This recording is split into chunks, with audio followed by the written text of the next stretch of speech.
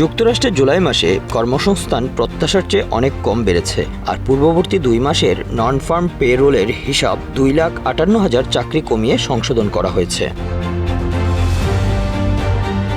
এই পরিসংখ্যান শ্রমবাজারে দুর্বলতার ইঙ্গিত দেয়, যা আবার সেপ্টেম্বর মাসেই ফেডারেল রিজার্ভের সুদের হার কমানোর সম্ভাবনাকে জোরালো করেছে। এ নিয়ে একটি বিশ্লেষণ তৈরি করেছে আন্তর্জাতিক নিউজ সার্ভিস রয়টার্স। 1 আগস্ট যুক্তরাষ্ট্রের শ্রম দপ্তরের প্রকাশিত প্রতিবেদনে দেখা গেছে বেকারত্বের হার জুলাইয়ে বেড়ে দাঁড়িয়েছে 4.2%, যেখানে জুনে ছিল 4.1%। তবে উল্লেখযোগ্য বিষয় হলো, অনেকেই এখনও শ্রমবাজার থেকে সরে দাঁড়াচ্ছেন, যদিও সেই গতি কিছুটা কমেছে। এর আগে গত 27 জুলাই ফেডারেল রিজার্ভ তাদের মূল সুদের হার 4.25% থেকে 4.50% রেঞ্জে অপরিবর্তিত রেখেছে। তবে চেয়ারম্যান জেরোম পাওয়েলের মন্তব্য বিনিয়োগকারীদের মধ্যে আশঙ্কা তৈরি করেছে। সেপ্টেম্বরেই সুদের হার কমানোর যে প্রত্যাশা ছিল তা হয়তো অনিশ্চিত। কর্মসংস্থানের ধীরগতির পেছনে অন্যতম কারণ হচ্ছে ট্রাম্প প্রশাসনের নতুন ট্যারিফ। 31 জুলাই ট্রাম্প প্রশাসন কানাডা সহ বহু দেশের পণ্যের উপর উচ্চ শুল্ক আরোপ করেছে।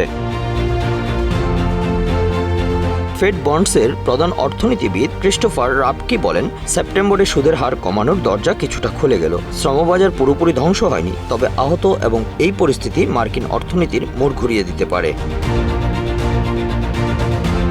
জুলাই মাসে মোট 73,000 নতুন চাকরি যুক্ত হয়েছে, যা গত 5 বছরে 1 মাসের সবচেয়ে কম। জুন মাসে শুধুমাত্র 14,000 চাকরি বেড়েছে, যা পূর্বে 1,47,000 বলা হয়েছিল। মে মাসের হিসাবও কমিয়ে 19,000-এ আনা হয়েছে। এই বিশাল পার্থক্য ব্যতিক্রমী বলেও জানিয়েছে মার্কিন শ্রম দপ্তর। চাকরির এই বৃদ্ধির বেশিরভাগই হয়েছে স্বাস্থ্য খাতে, প্রায় 55,000 নতুন পদ। সমাজসেবায় চাকরি বেড়েছে 18,000, তবে কেন্দ্রীয় সরকারে চাকরি কমেছে 12,000টি এবং জানুয়ারি থেকে এ পর্যন্ত 84,000 পদ কমেছে।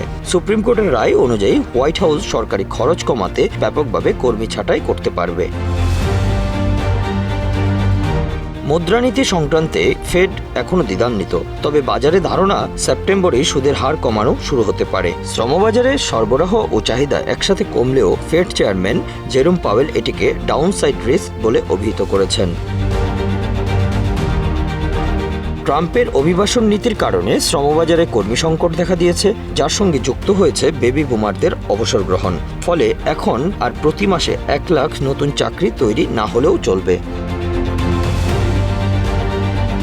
আগামী মাসে BLS যখন এপ্রিল 2024 থেকে মার্চ 2025 পর্যন্ত চাকরির পরিসংখ্যান সংশোধন করবে, তখন আরও বড় রকমের চাকরি হ্রাসের চিত্র উঠে আসতে পারে।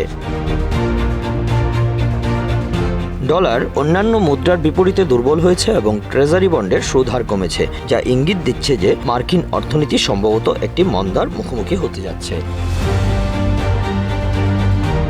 Bangla affairs news desk.